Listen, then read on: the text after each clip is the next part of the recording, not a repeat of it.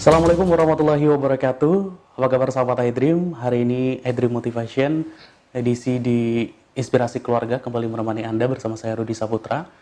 Dan pastinya hari ini saya akan ditemani oleh narasumber kita, ada Dr. Harif Munandar yang akan menemani kita membahas tema tentang iDream Motivation hari ini. Dan seperti biasa sahabat iDream, saya ajak untuk Anda yang di rumah ingin bergabung, silakan di 0217885300 atau di 082297891044.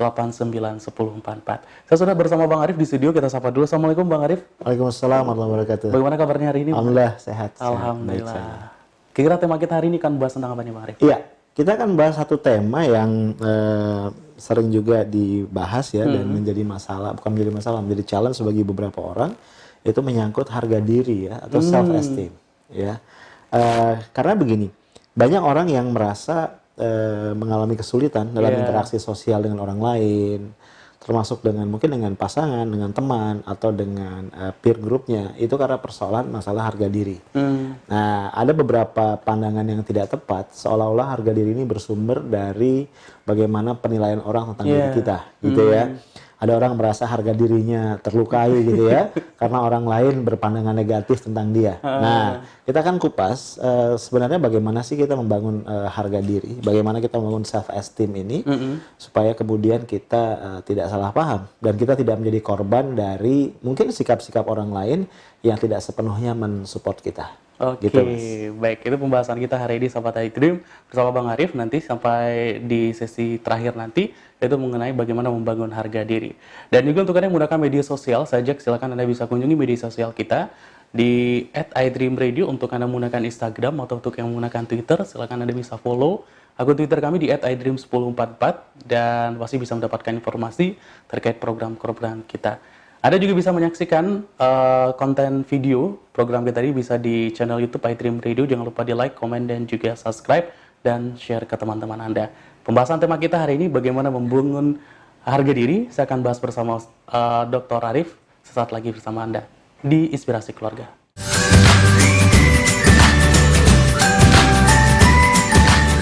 Masih bersama kami sahabat iDream di Inspirasi Keluarga untuk edisi iDream Motivation. Hari ini kita membahas tentang bagaimana membangun harga diri.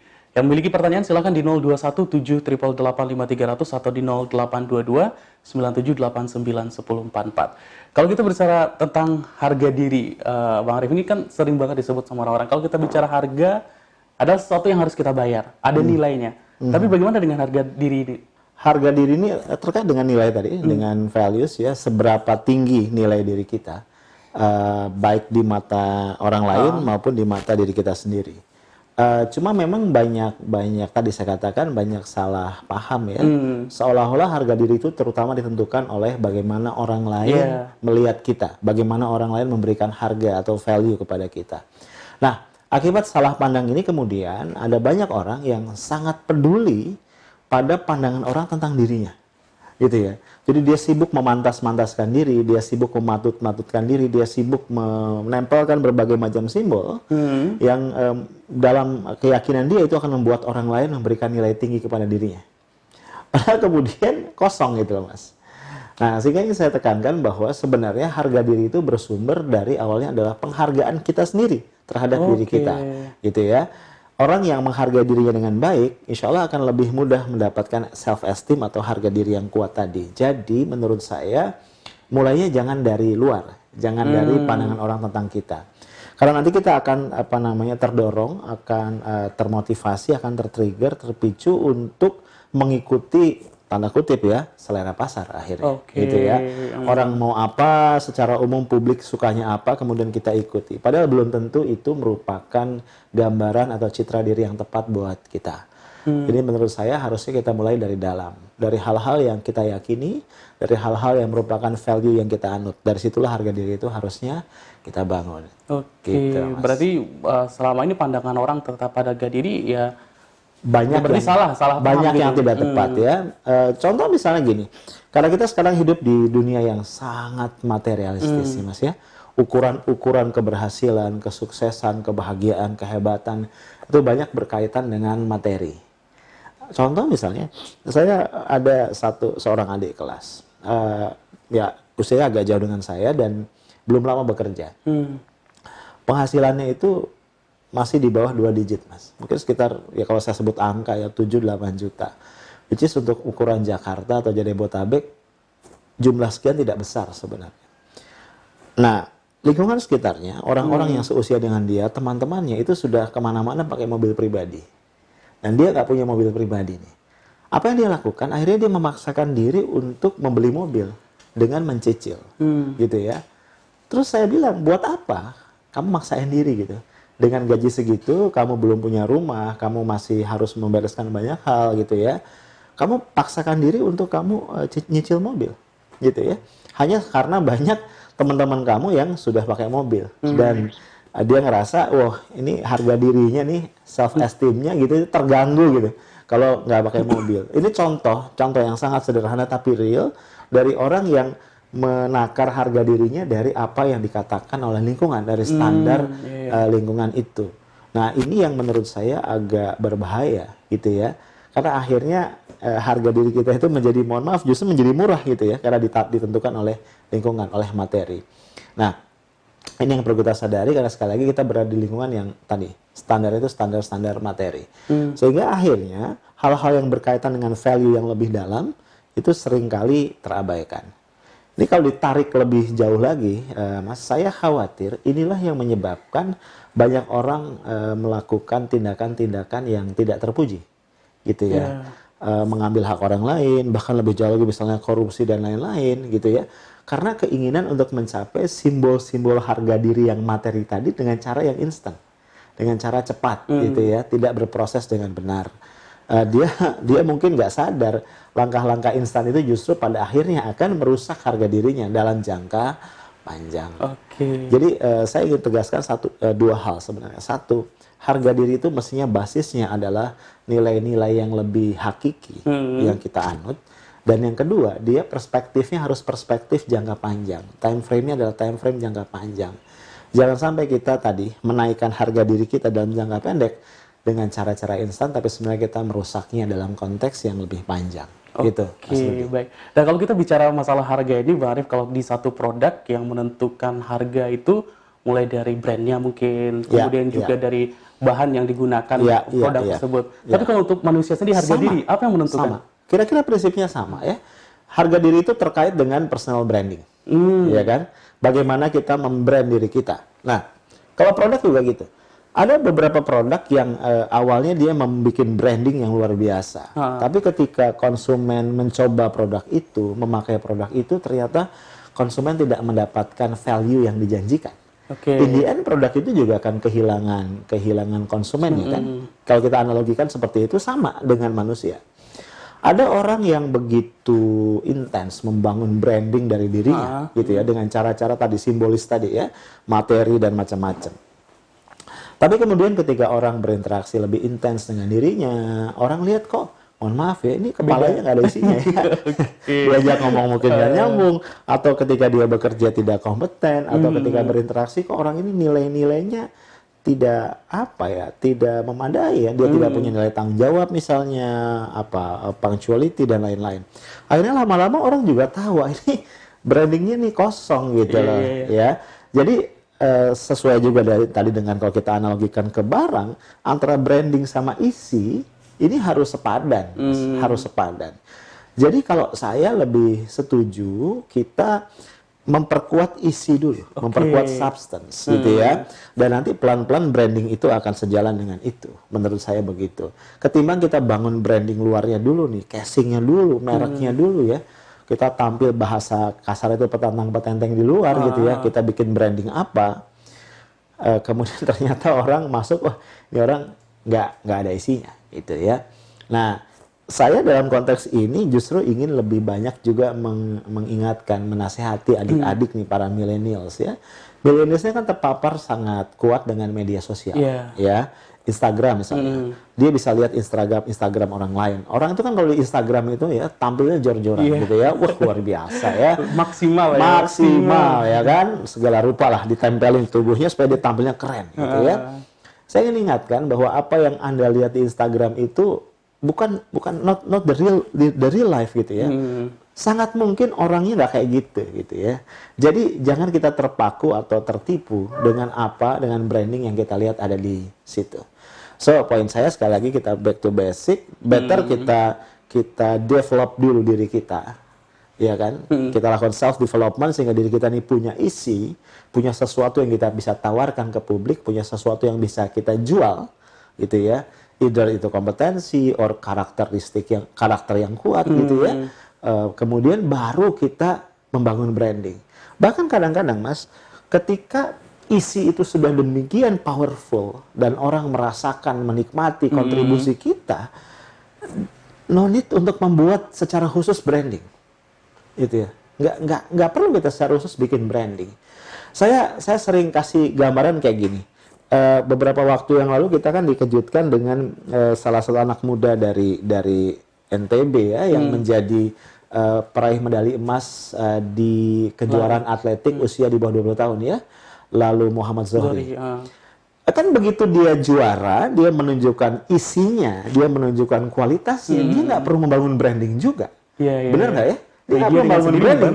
Dengan sendirinya media dan orang-orang lain membrand dia tanpa dia minta, gitu loh. Orang berbondong-bondong.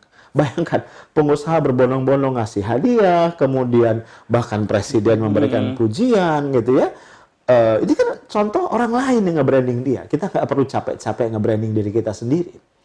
Nah, biasanya produk yang mati-matian di branding itu produk yang nggak ada isinya, gitu kan? Kalau dia memang ada isinya, itu ya pasti orang akan ngantri, gitu loh. Orang akan ngantri, gitu ya. Contoh lain, saya tuh suka durian, Mas. Saya sangat suka durian ya. Kalau kita ke Medan, itu ada durian ucok ya. Itu kan nggak pernah di branding gimana gitu ya. Dia cuma buka kios, buka toko lah, tempat jualan, lapak gitu di pinggir jalan, dengan meja ala kadarnya. Dia tumbuk durian di situ, entah dari mana datangnya. Kemudian dia layani pembeli. Orang berbondong-bondong, Mas. Dan orang merasa belum ke Medan kalau nggak ke sana gitu kan. Dia nggak perlu branding. Bahkan orang minta dikirim dari Medan kemana-mana gitu. Nah ini contoh. Jadi ketika substance atau konten itu sudah begitu kuat gitu ya, sometimes kita nggak perlu secara khusus nge-branding diri. Ternyata memang yang penting itu isinya dulu ya, jangan hanya covernya, atau mungkin juga kalau orang bilang packagingnya bagus tapi isinya nggak ada. Itu lebih susah lagi. Lebih baik dibangun isinya, nanti branding itu akan terbangun sendirinya. Tapi seperti apa lagi Sahabat Adrim terkait membangun harga diri, kita akan masih bersama Bang Arif. Jangan ganti channel dulu, tetap bersama kami di Inspirasi Keluarga.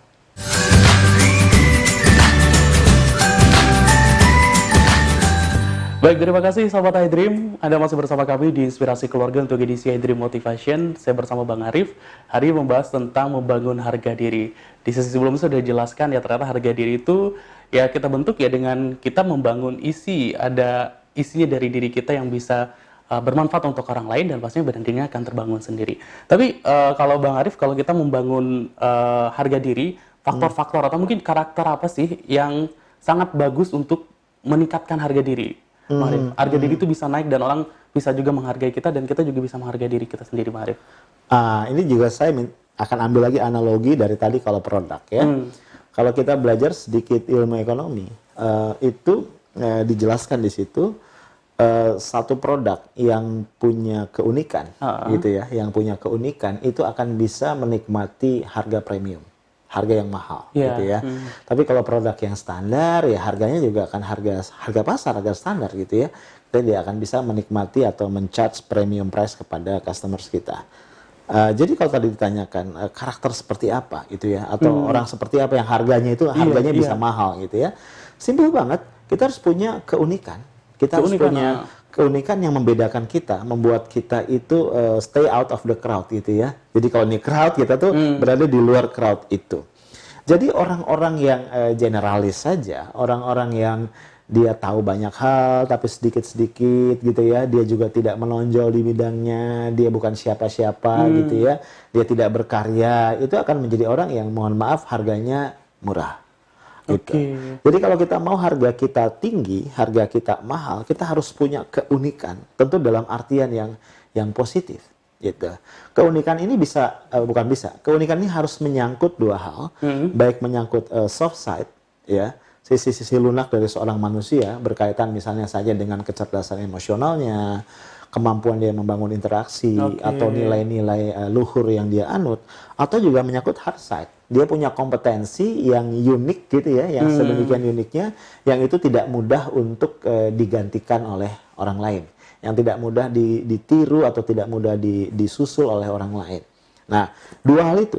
Ketika dia punya soft side yang kuat, dia punya hard side yang juga solid, maka dia akan menjadi sosok orang dengan harga yang mahal. Itu ya, dengan harga yang mahal. Saya kasih contoh ya. Kenapa misalnya, ini kita ambil contoh tentu dari Rasulullah SAW. Kenapa sampai seorang Michael Hart yang beberapa puluh tahun lalu menulis 100 tokoh yang paling berpengaruh dalam sejarah, itu menuliskan nama Muhammad SAW itu di peringkat pertama, gitu ya. Padahal dia orang Barat, orang non-Muslim, dan Muhammad itu dia tempatkan di dalam ranking yang lebih tinggi bahkan dari tokoh-tokoh yang lain, tokoh-tokoh dari Barat sekalipun. Simpel saja, karena Rasulullah memang sosok figur yang sangat unik, gitu kan, sangat unik. Dengan keunikan, dengan karakteristik, dengan values yang belum pernah dimiliki oleh manusia sebelum dia dan juga sesudah beliau. Nah, jadi ini prinsip. Nah, cuma memang untuk membuat kita bisa unik, kita harus menemukan jati diri kita terlebih dahulu. Kita harus kenal betul siapa diri kita. Nah, ini menjadi challenging kenapa? Karena gini, anak-anak milenial sekarang ini berada di satu era digital, di mana mereka overwhelmed, mereka ditimbuni dengan berbagai informasi tentang lingkungannya. Jadi akhirnya sebelum mereka sadar mereka itu siapa dan kekuatannya di mana, mereka sudah lihat orang lain seperti ini, orang lain seperti ini dan lain-lain. Akhirnya mereka bingung gitu loh. Saya tuh pengen yang kayak apa, gitu ya. Dan kebanyakan di antara mereka, mohon maaf, sibuk menjadi peniru. Itu ya, mereka meniru orang lain sehingga mereka tidak pernah tampil genuine dan tidak pernah tampil dengan kekuatan dan nilai-nilainya sendiri. Nah, jadi menurut saya sosok orang yang punya harga diri yang tinggi itu adalah orang yang tadi mampu menggali siapa dirinya. Dia mampu menemukan dirinya dan dia dari situ dia bisa membangun kekuatannya. Oke. Gitu, sedikit berbeda dan unik dari betul, yang lain ya. Dia harus sangat-sangat unik. Misalnya contoh yang saya juga sering angkat dalam berbagai pelatihan yang saya berikan.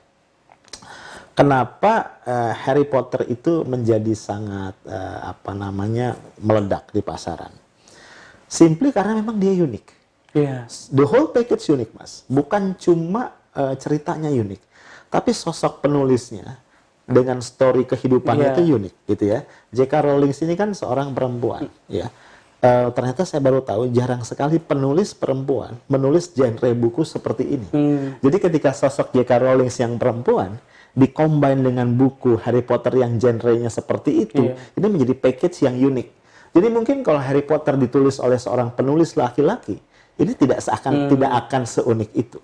Kemudian lebih unik lagi ketika orang tahu story kehidupannya dia, gitu ya. Yang ternyata dari awal ayahnya tidak setuju dia menjadi penulis, dia struggle untuk menemukan apa profesi itu, kemudian dia menikah dini, dia menjadi korban KDRT, tapi dia kemudian survive dan kemudian menjadi terkenal. Nah, story ini sendiri sudah sangat unik. Nah, ketika dikombin dengan karyanya, ini menjadi satu package menjadi sebuah package yang luar biasa. Nah, saya sering sampaikan kepada anak-anak muda, temukanlah your own story. Create and build your own story. Sehingga hidup kita itu menjadi satu kehidupan yang ketika dia diceritakan kepada orang lain, dia menjadi inspiratif. Dan kemudian ketika dia digabungkan dengan produk atau karya kita, dia menjadi satu package yang unik. Dan harganya menjadi mahal. Gitu. Nah, kadang-kadang ini yang saya sering sayangkan. Banyak anak muda itu menjalani kehidupan itu ya begitu saja. Mereka tidak pernah meng-create goals-nya di depan apa, kemudian mereka juga tidak pernah sungguh-sungguh mengisi hari-harinya untuk meningkatkan harganya tadi. Oke, gitu, berarti bisa disimpulkan bahwa harga diri itu adalah satu hal yang melalui proses dibentuk, bukan sudah dari lahir kita punya harga diri. Tidak, dia sangat-sangat akumulatif sifatnya ya. Kembali ke contoh tadi Nabi SAW, betul bahwa beliau memang dipilih oleh Allah menjadi Rasul. Tapi Allah pun tidak meninggalkan sunatullah. yang dia tetapkan sendiri. Oke. Karena kan la tabdila li khalqillah gitu ya. Maka Nabi itu sejak awal, sejak kecil itu dipersiapkan. Jadi kalau kita lihat track kehidupan Nabi itu memang punya track kehidupan yang khas dari orang yang istimewa. Gitu ya. Bahkan kita tahu bahwa sebelum beliau menjadi Rasul, beliau sudah dinobatkan oleh masyarakat di mana beliau berada sebagai orang yang istimewa dengan gelar Al-Amin, gitu ya. Bayangkan di usia yang sangat muda, dia sudah menjadi CEO, menjadi orang yang menjalankan bisnis dari Khadijah. Kita tahu Khadijah ini adalah saudagar paling kaya di bangsa Quraisy waktu itu. Waktu itu sering digambarkan kalau kita lihat cerita sirah, kalau Muhammad waktu itu belum nabi, itu pulang dari Syam atau dari mana gitu dengan kafilah dagang milik Khadijah, itu kalau depannya itu di sini Mas, ujungnya di mana itu pasukan barisan untanya kita nggak bisa lihat gitu kan, itu begitu luar biasa. Bahkan Nabi Muhammad ini ketika melamar Khadijah, bosnya ini kan bayangan ini adalah CEO melamar owner gitu ya, itu dengan mas kawin atau mahar 100 ekor unta merah. Kalau unta merah itu adalah kendaraan yang sangat prestisius waktu itu. Kalau hari ini mungkin ukurannya adalah Lamborghini gitu ya. Jadi seorang pemuda, anak muda yang luar biasa kaya raya sebenarnya gitu ya. Nah, jadi baru kemudian jadi nabi. Kalau kita belajar sirah Nabi dengan cermat, kita lihat untuk membangun branding beliau di ujung sebagai seorang nabi, itu Allah mempersiapkan betul tracknya itu dengan luar biasa. Ini harus jadi pelajaran buat kita. Kalau bahasa gampang ini nggak ujuk-ujuk jadi nabi gitu loh. Ada kepantasan publik yang dibangun sejak awal. Tadi itu berarti branding, harga diri itu dibangun lewat sebuah proses yang sifatnya akumulatif. Jadi kalau branding itu instan nih pasti cuma simbol doang nih. Ini pasti cuma tempelan yang kalau kita kelupas nih catnya ini dalamnya kosong nih, kopong gitu. Nah kalau memang sebuah proses Bang Arif, seperti apa sih proses membangun harga diri itu sendiri, dan berapa lama sih Bang Arif harga diri itu bisa mendapatkan harga diri yang baik dan berkualitas dan nilai yang tinggi, Bang Arif? Kalau berapa lama saya nggak punya patokan, tapi dia ada satu proses yang terus menerus gitu ya. Kalau saya sering menggambarkan ini dengan rumus, dengan formula gitu ya. Formulanya adalah 3P. 3P kemudian R, jadi 3P plus R plus L. Ya, ini biar kayak matematik ya. Gitu ya. 3P. P yang pertama adalah proyeksi. Ini selalu saya ulang dalam banyak kesempatan. Jadi kalau ujungnya kita membangun self esteem, kita membangun harga atau value yang mahal, itu ujung yang di sebelah sini, di awalnya, di hulunya adalah proyeksi. Proyeksi ini gampangnya gini, kita harus mengidentifikasi ke depan ini kita mau jadi apa. Kita harus membayangkan, mengimajinasikan track yang akan kita lalui. Dan nggak boleh sama dengan orang lain. Karena tadi saya bilang kan kita harus jadi manusia yang unik gitu ya. Jangan, mohon maaf ya, banyak anak muda sekarang, karena teman-temannya berbondong-bondong bikin startup gitu ya. Dia ikutan bikin startup gitu ya. Ketika kita ajak ngobrol, kamu startupnya bisnis modelnya kayak apa, value propositionnya apa, dia nggak ngerti juga gitu. Ini menunjukkan dia nggak punya proyeksi yang jelas. Ikut-ikutan Ya. Padahal sesuatu yang ikut-ikutan itu tidak akan pernah lebih hebat dari yang diikuti, Mas. Iya kan? Pengikut itu agak susah lebih hebat dari yang diikuti kan begitu ya. Jadi lebih baik kita bikin track baru gitu ya. Satu adalah proyeksi. Nah, kalau kita sudah firm, kita sudah yakin dengan proyeksi kita harus cukup kuat untuk memprotek. Karena begini, kita ini cuma punya waktu 24 jam sehari, 7 hari seminggu. Hidup ini sangat terbatas kok, Mas. Resource yang paling terbatas itu waktu. Nah, di sisi yang lain, di dunia digital sekarang ini godaan-godaan dari berbagai peluang itu begitu banyak. Karena kita bersentuhan dengan banyak informasi. Banyak di antara kita, terutama anak-anak muda, adik-adik kita yang millennials, ini nggak tahan godaan. Pengen nyoba ini, pengen nyoba itu, pengen masuk bidang ini, pengen masuk bidang itu gitu. Padahal di awal dia sudah set up proyeksinya, Mas. Dia sudah set up proyeksinya. Akhirnya proyeksi itu tidak dia tekuni dengan baik. Jadi faktor P yang kedua, proteksinya hilang, gitu loh, Mas. Contoh gampang ke distract gitu. Iya, sangat mudah ke distract. Godaan itu memang begitu banyak. Kita harus lebih kuat ya. Contoh misalnya gini, ada beberapa adik kelas saya yang dia itu pengen bisnis. Dia firm banget, dia cerita, iya bang soalnya 9 dari 10 pintu rezeki itu dari berdagang. Oh oke, fine. Great, saya bilang gitu kan, saya semangatin kan. Lalu dia ikut lomba-lomba bisnis. Kan sekarang banyak bisnis competition ya. Misalnya apa wirausaha muda mandiri atau yang lain gitu ya. Dia juara nih. Karena dia punya bisnis katanya sekedar bisnis proposal sebenarnya yang dilombakan kan. Karena kemampuan presentationnya, dia meyakinkan juri, bisnis model yang dia tawarkan itu menarik ya, dia punya kemampuan convincing presentation, menanglah dia. Begitu dia menang, apa yang dia lakukan? Dia sibuk kemudian mendapat undangan dari adik-adik kelasnya, dari komunitas di kampusnya, dari mana gitu ya, untuk jadi apa? Jadi pembicara. Ya kan, jadi pembicara, jadi motivator gitu kan ya, memotivasi orang dan seterusnya dan seterusnya. Dan itu enak. Kebetulan saya juga kan pembicara ya. Jadi tampil di atas panggung itu memang agak menggoda Mas Rudi gitu ya. Itu kalau saya memang itu profesi saya. Tapi kan adik-adik ini tadinya pengennya bisnis kan, bukan jadi pembicara kan gitu ya. Dan kan dari satu panggung ke panggung lain, sibuk dengan undangan, mereka lupa. Akhirnya bisnisnya nggak ditekuni. Mereka gagal memprotek dirinya. Ya, gagal memprotek dirinya pada apa? Pada track yang sudah mereka pilih sebagai proyeksi kehidupan mereka. Jadi P yang kedua mereka fail. Nah, padahal P yang kedua proteksi ini penting.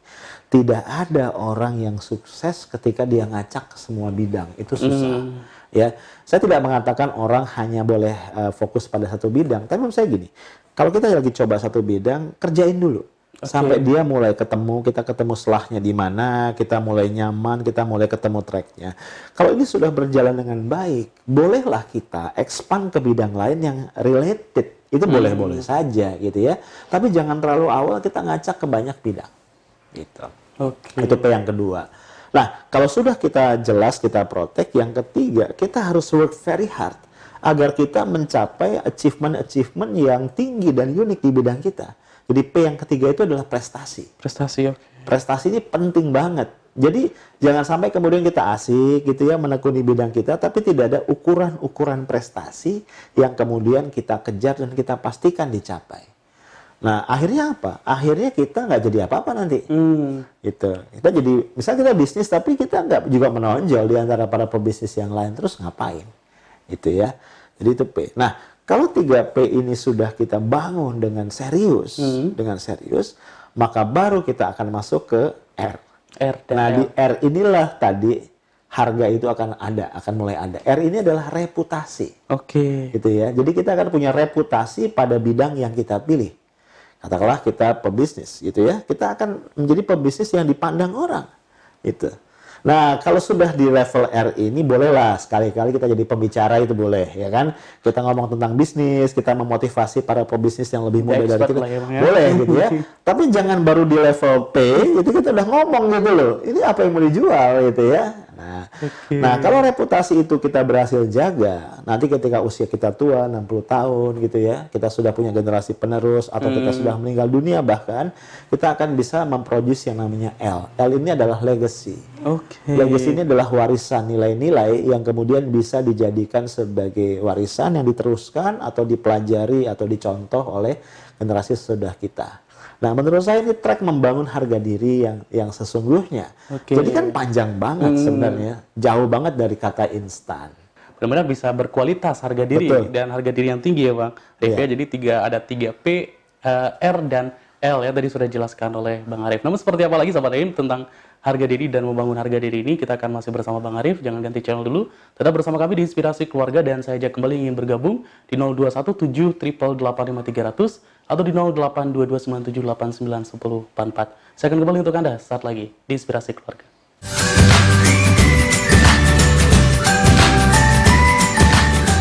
Baik, terima kasih untuk Anda Sobat iDream, Anda masih bersama kami di Inspirasi Keluarga di iDream Motivation. Hari ini bersama Bang Arief membahas tentang membangun harga diri.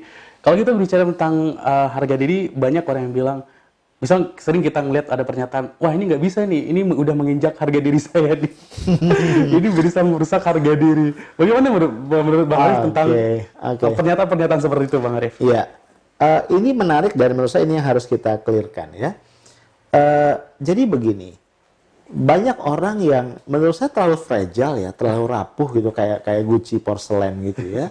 Dicolek dikit dia merasa tersinggung dan harga dirinya terlukai gitu ya. Menurut saya gini, boleh kita terlukai kalau memang yang dilukai itu hal-hal yang menyangkut keyakinan kita yang sangat mendalam, ya. Misalnya keyakinan apa? Keyakinan agama, akidah kita dinodai. Boleh kita marah, bukan boleh, harus gitu ya. Tapi kalau menyangkut hal-hal yang lain, menurut saya marah itu apa namanya, perasaan disinggung, harga dirinya ini agak-agak lebay gitu menurut saya ya. Karena nanti kita jadi capek, Mas. Kita jadi capek. Karena begini, seringkali kan orang itu tidak tahu apa yang sensitif buat kita gitu. Jadi menurut saya sudahlah, kita perbesarlah ruang toleransi ya. Jadi kalau dia tidak menyangkut akidah, tidak menyangkut keyakinan, tidak menyangkut agama kita, ya sudah gitu. Mari kita, karena begini, kadang-kadang juga yang kita sebut harga diri kita diinjak-injak itu semata-mata simply karena orang tuh nggak tahu, nggak tahu apa hal-hal apa yang buat kita itu penting. Nah, kalau saya bahas lebih lanjut, seringkali perasaan bahwa harga diri itu disinggung, dirusak, dinodai itu bersumber dari justru kita memiliki rules, memiliki cara berpikir yang tidak tepat gitu, Mas. Dimana kita seringkali menggantungkan kehormatan kita, menggantungkan kebahagiaan kita, happiness kita itu ke tangan orang lain. Gitu loh. Ini justru orang yang sangat gampang mengatakan harga dirinya terinjak-injak, terluka, ini orang yang lemah menurut saya gitu loh. Karena saya yakin banget orang tidak akan bisa menginjak-injak harga diri kita kok kalau kita kan nggak mau gitu loh. Kalau kita tidak mengizinkan hal itu dilakukan gitu. Jadi saran saya, ketika kita merasa orang lain menginjak harga diri kita atau melukai harga diri kita, yuk kita bercermin. Apa yang salah dengan kita kok sampai orang lain memperlakukan diri kita seperti itu?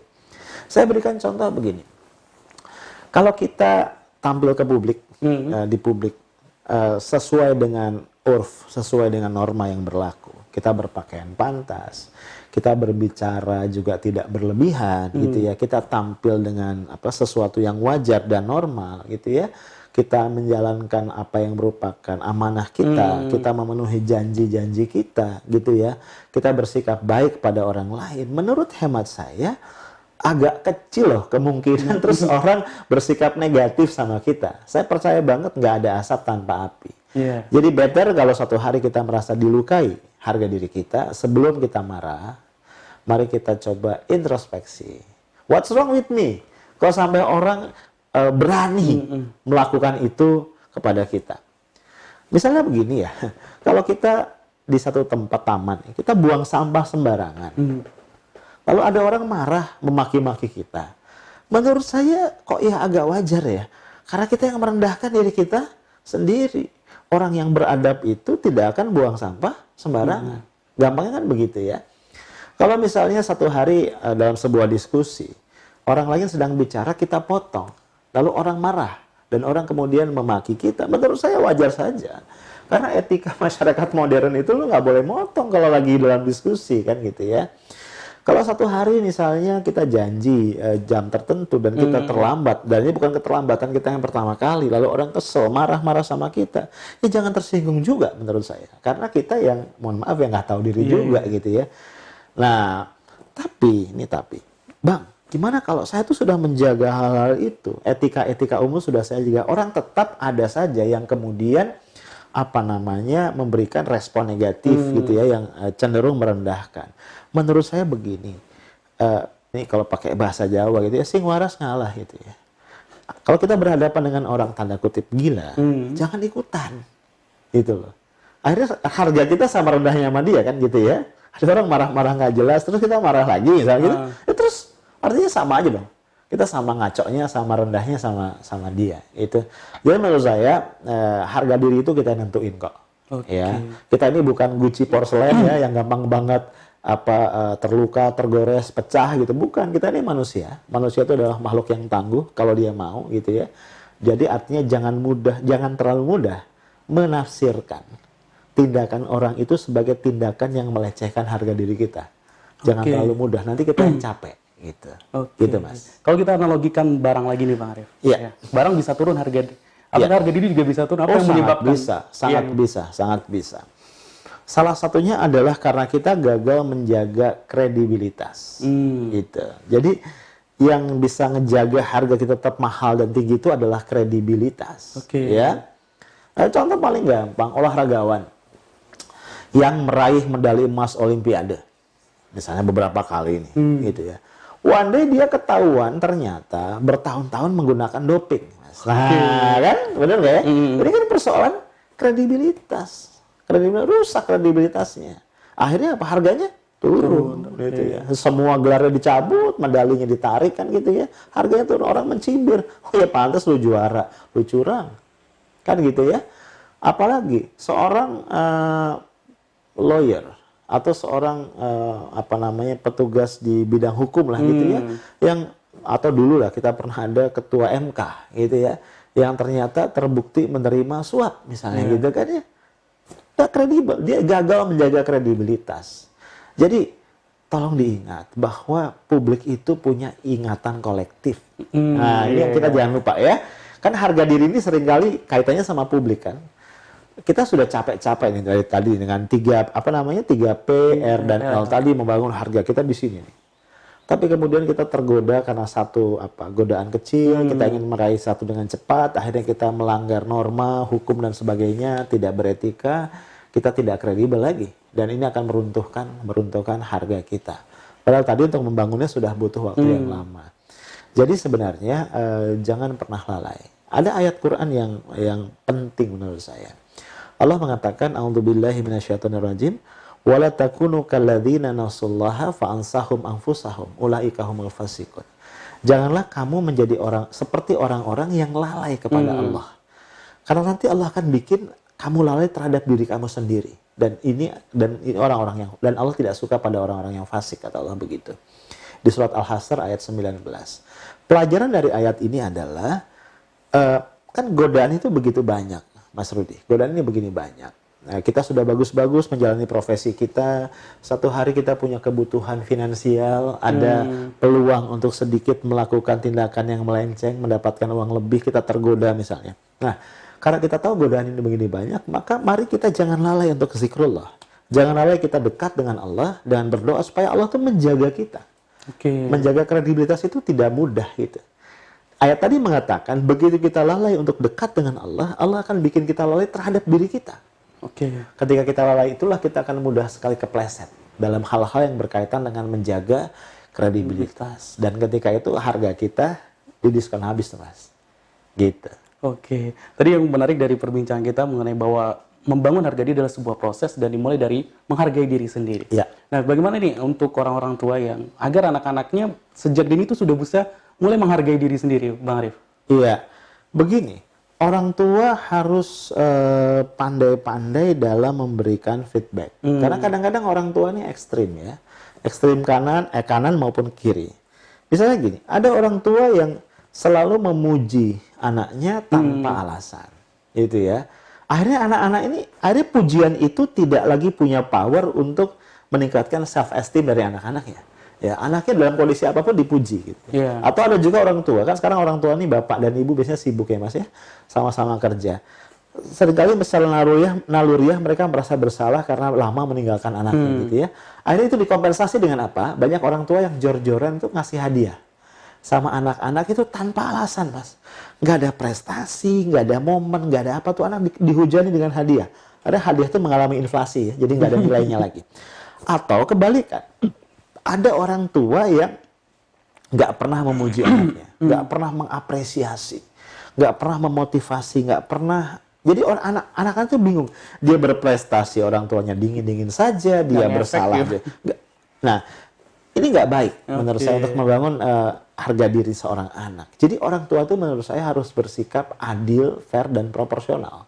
Proporsional dalam artian ketika anaknya berprestasi atau ada momen-momen istimewa, anaknya menunjukkan sebuah improvement, dia harus merecognize itu, memberikan rekognisi dan memberikan tanda kutip hadiah ya.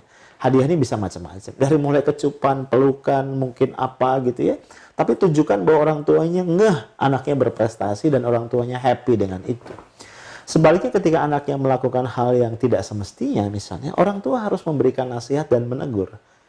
Minimal anak ini punya clue bahwa orang tuanya tahu dia melakukan itu dan orang tuanya tidak senang dengan itu. Jadi tindakan yang proporsional ini menurut saya akan sangat baik dalam konteks membangun harga diri anak. Nah, satu lagi, orang tua juga harus paham bahwa anak ini adalah makhluk yang berbeda. Dia bukan kopi dari orang tuanya, bukan hasil copy paste dari orang tuanya. Karena kadang-kadang orang tua ini kan punya cita-cita masa lalu yang tidak terwujud, nggak kesampaian gitu ya. Lalu kemudian ditimpakan pada anaknya gitu ya. Dia lupa anak ini harus punya track kehidupan sendiri. Kalau kita ingin anak ini punya harga diri yang tinggi, punya self esteem yang kuat, tugas kita hanya mendorong.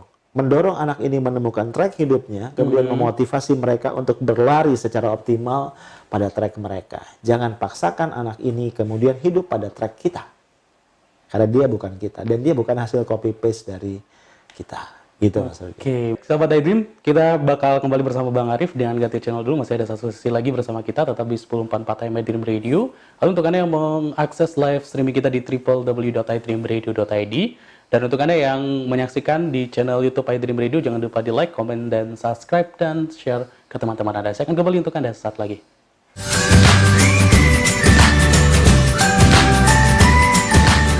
Baik sahabat iDream, terima kasih untuk Anda yang masih setia mendengarkan kita di iDream Motivation bersama Bang Arif Munandar. Kita membahas tentang bagaimana membangun harga diri. Sudah dibagi berbagai formulanya tadi, apa yang prosesnya seperti apa faktor-faktor yang bisa meningkatkan harga diri kita, dan juga apa sebenarnya yang tadi menyebabkan harga kita bisa turun sebagai manusia, terutama untuk menghargai diri sendiri. Dan begitu juga tipsnya tadi untuk orang tua ya, agar anak-anak mulai sejak dini sudah bisa menghargai diri sendiri, karena harga diri itu mulai dari proses bagaimana kita menghargai diri kita sendiri. Kita sudah di sesi terakhir nih Bang Arif.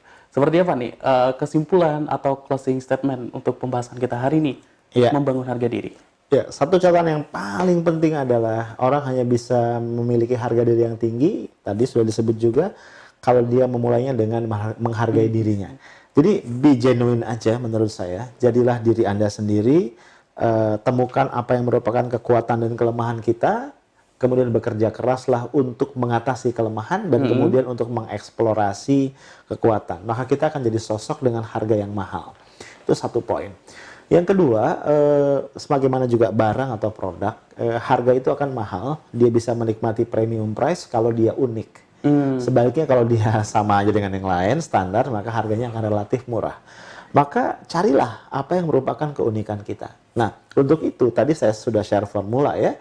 3P, kemudian R dan L. Proyeksi, proteksi, prestasi, kemudian R-nya adalah reputasi, dan L-nya adalah legacy. Nah, ini tekuni saja. Dari situ kita bisa lihat bahwa prosesnya itu adalah sepanjang kehidupan kita. Gitu, sepanjang kehidupan kita, dan India nanti kita akan menikmati tadi satu harga yang tinggi, yang mahal, di mana kita sangat diapresiasi oleh orang lain. Itu yang kedua. Nah, yang ketiga, hati-hati menjaga kredibilitas. Jangan sampai bangunan harga diri yang tadi sudah kita bangun, harga yang tinggi tadi runtuh hanya karena godaan-godaan sesaat. Dan ini sangat besar kemungkinan saat ini terjadi karena tadi itu ya, kita hidup di dunia digital ya, di mana tekanan eksternal itu luar biasa. Nah, in the end yang bisa menjaga kita tentu bukan cuma diri kita, tapi kita minta kepada Allah yang Maha Kuat untuk menjaga kita agar kita tidak mudah tergoda sama godaan-godaan dunia tadi yang akhirnya akan merusak reputasi jangka panjang kita. Gitu Mas Rudi. Oke, baik. Terima kasih Bang Arif sudah bersama kita hari ini, dan juga terima kasih untuk Anda sahabat iDream yang sudah bersama kita di Inspirasi Keluarga untuk edisi iDream Motivation, dan jangan dilewatkan program lain yang masih akan hadir menemani Anda. Dan untuk Anda terima kasih yang sudah mendengarkan di live streaming juga di www.idreamradio.id. Saya ajak kembali untuk Anda yang menggunakan Android, jangan lupa download aplikasi iDream Radio di Play Store, dan Anda bisa mendengarkan iDream Radio dimanapun Anda berada. Yang menyaksikan di channel YouTube, jangan lupa di like, komen, dan subscribe, dan share ke teman-teman Anda. Saya Rudi Saputra, mewakili kerabat kerja yang bertugas hari ini, pamit dari ruang dengar Anda, dan mohon maaf jika ada salah kata. Subhanakallahumma wa bihamdika asyhadu an la ilaha illa anta astaghfiruka wa atubu ilaik.